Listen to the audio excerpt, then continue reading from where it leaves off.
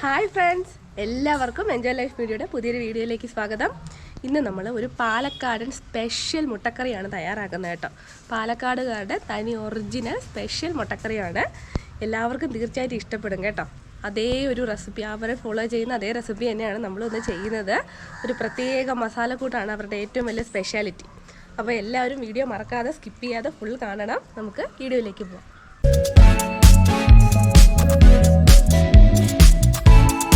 പാലക്കാടൻ സ്പെഷ്യൽ മുട്ടക്കറിക്ക് ഞാനൊരു 9 മുട്ടയാണ് എടുത്തിട്ടുള്ളത്. ഇത് നമുക്കൊന്ന് പുഴുങ്ങിയെടുക്കണം ആദ്യം. പിന്നെ നമുക്ക് പ്രധാനമായിട്ട് വേണ്ടത്, ഇതിപ്പോൾ 9 മുട്ടയ്ക്ക് ഞാൻ എടുത്തിട്ടുള്ളത് ഒരു 3 സവാളയും 3 തക്കാളിയും എടുത്തിട്ടുണ്ട്. പിന്നെ ഒരു 4 പച്ചമുളക് നെടുകെ ഒന്ന് കീറി വെച്ചിട്ടുണ്ട്. പിന്നെ അതിൻ്റെ കൂടെ വേണ്ടത് കുറച്ച് ചെറിയ ഉള്ളിയാണ്, പിന്നെ കുറച്ച് ഇഞ്ചിയും വെളുത്തുള്ളി. ഇതാണ് നമ്മുടെ പാലക്കാടൻ കറിയുടെ സ്പെഷ്യൽ മസാല. പാലക്കാട്ടുള്ള മിക്കവാറും എല്ലാ കറിക്കുള്ള അവരുടെ സ്പെഷ്യൽ ഒരു മസാലയാണ് ഇത്. നമ്മുടെ മല്ലി, ഉണക്കമുളക്, കുരുമുളക്, ജീരകം ഇത് നന്നായിട്ട് വറുത്ത് പൊടിച്ചെടുത്തിട്ടുള്ളൊരു മസാലയാണ് കേട്ടോ. ഈ ഒരു മസാലയാണ് നമ്മളിന്ന് പ്രധാനമായിട്ടും നമ്മുടെ പാലക്കാടൻ സ്പെഷ്യൽ മുട്ടക്കറിക്ക് വേണ്ടി ഉപയോഗിക്കുന്നത്. അപ്പോൾ ആദ്യം നമുക്ക് ഈ മുട്ട ഒന്ന് പുഴുങ്ങിയെടുക്കാം. നമ്മൾ കുക്കറിലാണ് മുട്ട പുഴുങ്ങാൻ പോകുന്നത്. കുക്കറിൽ ചെയ്യുന്നതായിരിക്കും കേട്ടോ എളുപ്പം, പെട്ടെന്ന് പുഴുങ്ങി കിട്ടും. കുക്കറിൽ കുറച്ച് വെള്ളം എടുത്തിട്ട് നമുക്ക് മുട്ട അതിലേക്ക് ഇട്ട് കൊടുക്കാം. പിന്നെ ഒരു മീഡിയം ഫ്ലെയിമിൽ ഇട്ടിട്ട് ഒരു 3 വിസിൽ മതിയാവും കേട്ടോ. മീഡിയം ഫ്ലെയിമിൽ ഒരു 3 വിസിൽ വരുമ്പോഴത്തേക്ക് നമ്മുടെ മുട്ടയൊക്കെ ഒന്ന് പാകമായിട്ട് കിട്ടും. പിന്നെ പുഴുങ്ങുന്നതിന് മുന്നേ കുറച്ച് ഉപ്പും കൂടി ഇതിനകത്തേക്ക് ഇട്ട് കൊടുക്കണം. അധികമൊന്നും പൊട്ടി പോകാതിരിക്കാൻ വേണ്ടിയിട്ടാണ്. കുറച്ച് ഉപ്പും കൂടി ഇട്ട് കൊടുക്കാം, ഒന്നും പൊട്ടിപ്പോകാതെ കിട്ടാനായിട്ട്. ഇനി നമുക്ക് അടച്ചിട്ട് അടുപ്പിൽ വെക്കാം. ഒരു 3 വിസിൽ, മീഡിയം ഫ്ലെയിമിൽ 3 വിസിൽ കേട്ടോ. അതാണ് നമ്മുടെ കണക്ക്. അപ്പം മുട്ടക്കറി തയ്യാറാക്കാനായിട്ട് നമ്മളൊരു പാൻ വെച്ചിട്ട് അതിലേക്ക് കുറച്ച് എണ്ണ ഒഴിച്ചു കൊടുക്കാം. എണ്ണ നന്നായിട്ടൊന്ന് ചൂടായിട്ട് വരട്ടെ. എണ്ണ ചൂടായി കഴിഞ്ഞാൽ നമുക്ക് കുറച്ച് കടുക് ഇട്ട് കൊടുക്കാം.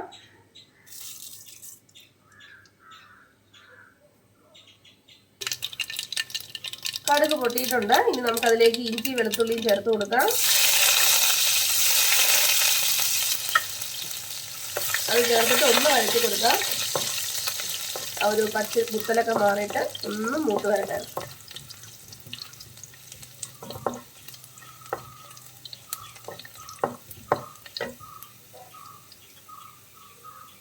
ഇനി ഇതിലേക്ക് നമുക്ക് ചെറിയ ഉള്ളി, ഒരു 5-6 ചെറിയ ഉള്ളി അരിഞ്ഞു വെച്ചതാണ്, അത് ചേർത്ത് കൊടുക്കാം.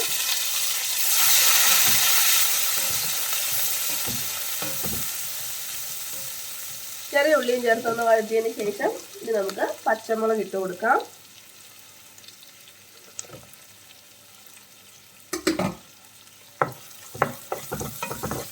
നമുക്ക് കുറച്ച് കറിവേപ്പില ഇട്ട് കൊടുക്കാം.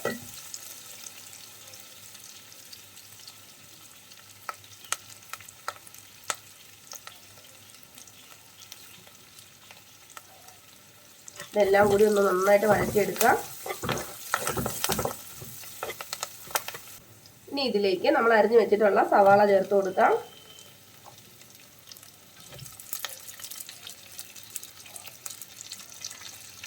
സവാള ചേർത്തിട്ട് നന്നായിട്ട് ഇളക്കി കൊടുക്കാം.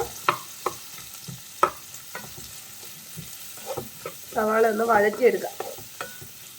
കുറച്ച് ഉപ്പും കൂടി ഇട്ട് കൊടുക്കാം, അപ്പോൾ പെട്ടെന്നൊന്ന് വഴന്ന് കിട്ടും. നമുക്ക് കുറച്ച് ഉപ്പും കൂടി ഇട്ടിട്ട് ഒന്ന് വഴറ്റിയെടുക്കാം.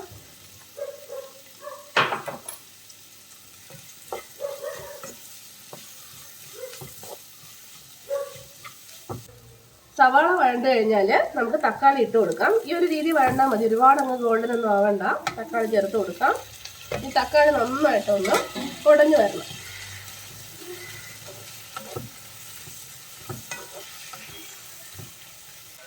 സവാളയും തക്കാളിയൊക്കെ നന്നായിട്ട് ഇത് വഴണ്ട് തക്കാളിയൊക്കെ ഒന്ന് ഉടഞ്ഞു വന്നിട്ടുണ്ട്. ഇനി നമ്മുടെ പാലക്കാട് സ്പെഷ്യൽ മസാല നമുക്ക് ചേർത്ത് കൊടുക്കാം. നമ്മളിതിനകത്ത് വേറെ അധികം പൊടികളൊന്നുമില്ല, ഇതാണ് നമ്മുടെ പ്രധാനപ്പെട്ട ഇൻഗ്രീഡിയൻറ്റ്. നമ്മൾ എടുക്കുന്ന സവാളയ്ക്ക് അനുസരിച്ചിട്ട് പൊടി ഇട്ട് കൊടുക്കാം. ഞാനൊരു 2.5 ടീസ്പൂൺ പൊടിയാണ് ഇട്ടിട്ടുള്ളത്. ഇനി നന്നായിട്ടൊന്ന് മിക്സ് ചെയ്യാം.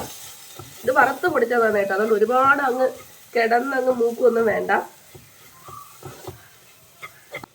അപ്പോൾ പൊടികളിട്ട് ഒന്ന് വഴറ്റിയതിന് ശേഷം വെള്ളം ഒഴിച്ചു കൊടുക്കാം. ഇത്രയും വേണ്ട, ഞാനൊരു 1/2 കപ്പ് വെള്ളമാണ് ഒഴിക്കുന്നത്. ഒരു 1/2 കപ്പ് വെള്ളം ഞാൻ ഒഴിച്ചിട്ടുണ്ട്. ഇത് നന്നായിട്ടൊന്ന് തിളച്ചൊന്ന് കുറുകി വരണം. നമ്മൾ ഉപ്പ് നോക്കിയിട്ട് കറിക്ക് ആവശ്യത്തിനുള്ള ഉപ്പിട്ട് കൊടുക്കാം. നമ്മുടെ ഗ്രേവിയൊക്കെ നന്നായിട്ട് കുറുകി തിക്കായിട്ട് വന്നിട്ടുണ്ട്. ഈ സമയത്ത് ഒരു 1/4 ടീസ്പൂൺ ഗരം മസാല നന്നായിട്ടൊന്ന് ഇളക്കി കൊടുക്കാം. ഇത് നന്നായിട്ട് കുറുകിയിട്ടുണ്ട്, ചാറൊക്കെ വറ്റി. അപ്പോൾ ഇനി നമ്മൾ ചെയ്യേണ്ടതെന്ന് വെച്ചാൽ ഇതിലേക്ക് കുറച്ച് വെള്ളം കൂടി നമുക്ക് ഒഴിച്ചു കൊടുക്കാം.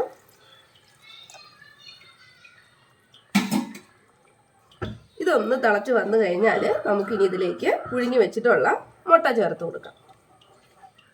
അപ്പോൾ നമ്മൾ രണ്ടാമത് ഒഴിച്ചു കൊടുത്തിട്ടുള്ള വെള്ളവും നന്നായിട്ട് ഗ്രേവിയായിട്ട് മിക്സായി തിളച്ച് വരുന്നുണ്ട്. ഇനി നമുക്കിതിലേക്ക് നമ്മൾ പുഴുങ്ങി വെച്ചിട്ടുള്ള മുട്ട ചേർത്ത് കൊടുക്കാം.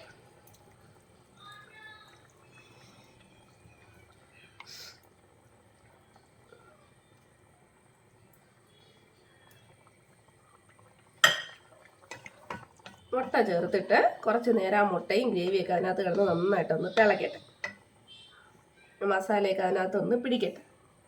അങ്ങനെ നമ്മുടെ പാലക്കാടൻ സ്പെഷ്യൽ മുട്ടക്കറി തയ്യാറായിട്ടുണ്ട്. നമ്മുടെ ആ മസാലയാണ് കേട്ടോ ഇതിൻ്റെ ഹൈലൈറ്റ്. പാലക്കാടൻ ആയിട്ടുള്ള കറികളുടെയൊക്കെ ഒരു പ്രധാനപ്പെട്ട മസാലയാണ്. നമ്മളത് ഒരുപാട് ഉണ്ടാക്കിയിട്ട് ഫ്രിഡ്ജിലൊക്കെ സൂക്ഷിച്ചാൽ നമുക്ക് ആവശ്യമുള്ള സമയത്ത് എടുക്കാൻ പറ്റും. അപ്പോൾ എല്ലാവരും ചെയ്ത് നോക്കാം. നിങ്ങൾക്ക് ഗ്രേവി ഒരുപാട് വേണമെന്നുണ്ടെങ്കിൽ ഈ ഒരു പരുവത്തിൽ നമുക്ക് ഓഫാക്കാം. അല്ല കുറച്ച് തിക്കായിട്ട് വേണമെന്നെങ്കിൽ കുറച്ചും കൂടി നമുക്കൊന്ന് വറ്റിച്ചെടുക്കാം. അപ്പോൾ ഇത്രയേ ഉള്ളൂ നമ്മുടെ സിമ്പിൾ മുട്ടക്കറി. എല്ലാവർക്കും ഇഷ്ടപ്പെട്ടു കാണുമെന്ന് വിശ്വസിക്കുന്നു. ഇഷ്ടപ്പെട്ടാൽ തീർച്ചയായിട്ടും ചാനൽ സബ്സ്ക്രൈബ് ചെയ്യണേ.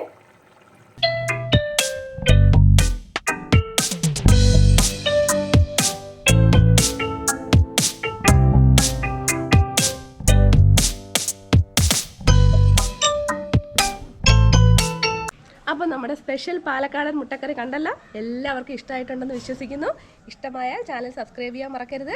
നിങ്ങൾക്ക് ഇഷ്ടമുള്ള ഫ്രണ്ട്സിനൊക്കെ ഒന്ന് ഷെയർ ചെയ്ത് കൊടുക്കുക, നിങ്ങളുടെ അഭിപ്രായങ്ങൾ അറിയിക്കുക. അപ്പോൾ പുതിയൊരു വീഡിയോയിൽ നമുക്ക് വീണ്ടും കാണാം. അതുവരെ ബൈ ബൈ.